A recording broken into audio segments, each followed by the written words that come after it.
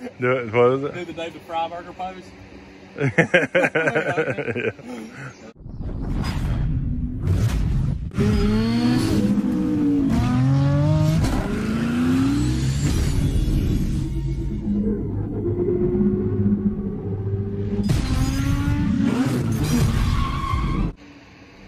All right, guys, got something special for you today. It's sneaking in there behind me. I'm gonna be talking to Greg in just a second.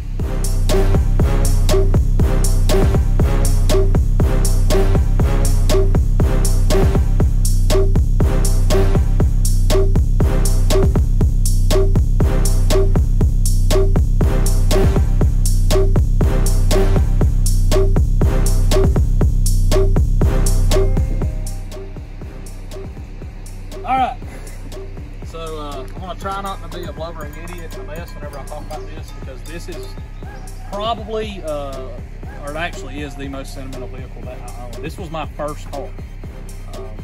And it's not just my first car. I know it's cool and it's rad and everything, but me and my dad built this car together. So when I was 14 years old, the decision was made that I couldn't have a hot rod for my first car, or not necessarily anything that's fast. And Dad said that he wanted to set me up in a Volkswagen. My dad builds custom cars for a living. And basically he said, when we want to get you something you can't get hurt in. And the decision was made to fix me a Volkswagen. So he built you a Volkswagen with a super beast of an engine. Here, listen to this.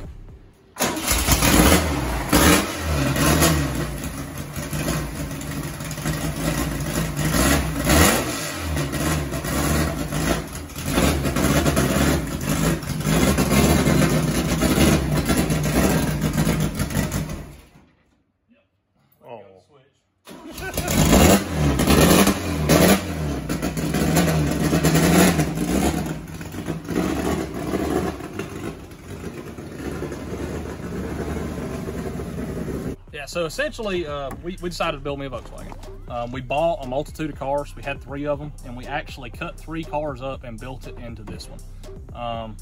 You know, different shots Jordan's going to talk about and show you guys on here. From the time I was 14 until I was 16, you know, birthdays and Christmases rolled around, and I didn't get toys. I got car parts. You know, certain things that really strike me and come to my mind while I look at it, and most of this car was a gift piece by piece. The seats, my mom got me for Christmas one year. The wiring, not wiring harnesses, the 5-point harnesses, my mom got me for Christmas as well one year. The cage inside of the car is a prefab kit that my dad bought for me for my birthday out of Hot VW magazine. This steering wheel was on my dad's truck when my dad was 17 years old. My dad had a 66 C10 with a 427 big block Chevy in it, and this was on his truck. The gauges in the dash, this gauge was a gift. This was from my dad. That gauge was a gift. The Speedo was from my mom.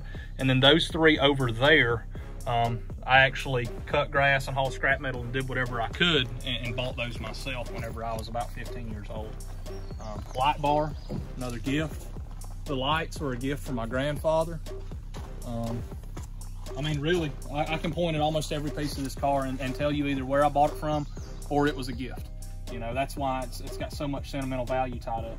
Also, you know, my dad built this for me. You know, I've got another truck that he built, and it means a lot, and it was built for my grandfather. But Dad built this with the intention of giving it to me, and that's what makes this so special to me, and also helped build it. But I mean, it's just so cool. You know, little things. These fenders are factory steel Volkswagen fenders, and we took a 3/16 brake line and welded it around the edge so it actually had a rolled bead on it, and smoothed it all with body filler and fixed all that. Whenever I had it before it got sold, didn't have a stinger on it. It actually had an empty quiet pack. Engine specs, I can't remember the stroke on the crank off the top of my head. I want to say that the crank throw was 82 millimeter. I remember the pistons are 90.5 millimeter, but it's an 1835cc Volkswagen engine. Had dual carburetors on it at one point. We realized that was not streetable at all, and we went back with a factory single Solex. Tire sizes are 31 1050s. I remember getting these for Christmas one year. I got a set of tires, you know, wasn't even old enough to drive. Same thing with wheels. It's amazing how good they still look too. Oh, it's unbelievable. Like they're not cracked or dry rotted or anything. Has a body lift right here. Something you'll almost never see on a Volkswagen, because what you have to realize is this piece on the bottom is the frame. The pan is actually the frame, and the body sits directly on top of it. Well, it being a Baja, we wanted more of a lift and clearance off the tires. This is a kit from Hot VW. I'm not even sure they make that anymore. This was a factory one-piece fiberglass lift-off front end. And when I say factory, I mean it was actually a full-bodied factory-style front end. Had the big holes for the headlights. And we bought it from a guy named Joey Cagle that ran a bug workshop 15 years ago in Gainesville. And Dad and I ran a tape line on it and cut it off with a jigsaw and cut out the headlights and everything. So the whole front end is held on with these Zeus quick fasteners, which I'm going to replace.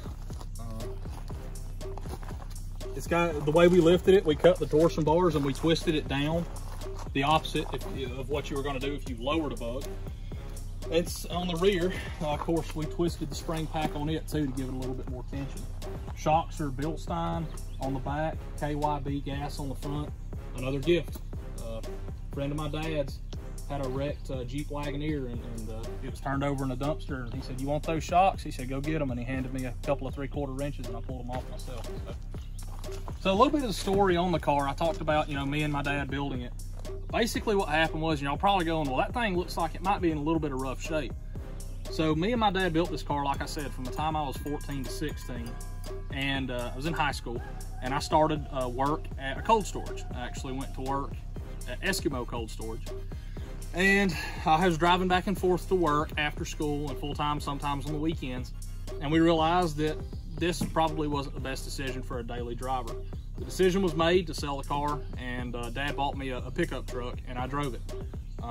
So the car exchanged hands a couple of times, and you got to think this is back in 2008, 2009. Car exchanged hands a couple of times, and it ended up being bought and sent to Johnny's Pizza in Atlanta. It was actually a franchise down there, and it stayed there for 12 years. I constantly searched the interwebs, and yeah, you can actually see some of the logos where they logoed it. It stayed down there for 12 years. I constantly searched the interwebs, as some people call them, the internet, you know, marketplace, Craigslist, and I always said I would buy my car back because me and my dad built this together. You know, it means a lot to me. And it fell off the face of the earth. It was completely gone. You know, we knew nothing about it or where it went or anything until this past Friday. A gentleman ended up with it and put it up for sale on Craigslist.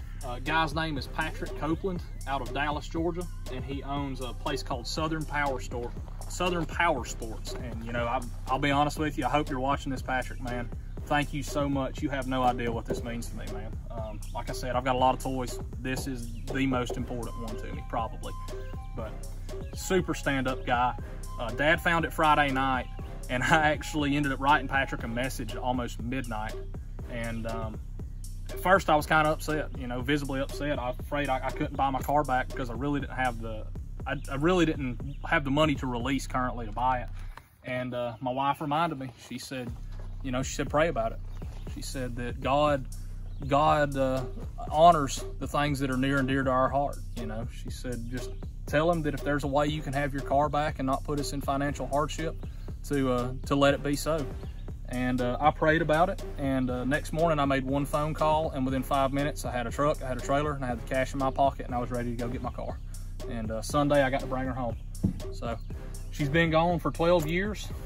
It had 1,200 miles on it when I got rid of it. So I mean, this thing was pristine. It had 1,200 miles on it. You know, paint color's Dodge Viper red. One of the things that did kind of... Our viewers are pretty, you know, used to the color now. Yeah, exactly. you guys know the color. That's actually the color on this car. It's Dodge Viper red. And I knew Greg. I met Greg by seeing this car. And when I saw this car, I thought, man, that is the nicest Baja I've ever seen. And like Greg says, at that time, it was pristine. Like, you know, it's got some age on it now. It really doesn't have any wear on it. It's really all just age. No. From sitting outside baking at Johnny's Pizza. But this thing was just such a beautiful car. And I was like, who owns that bug? Who owns that bug? And it ended up being Greg. And then we became friends, and the rest is history.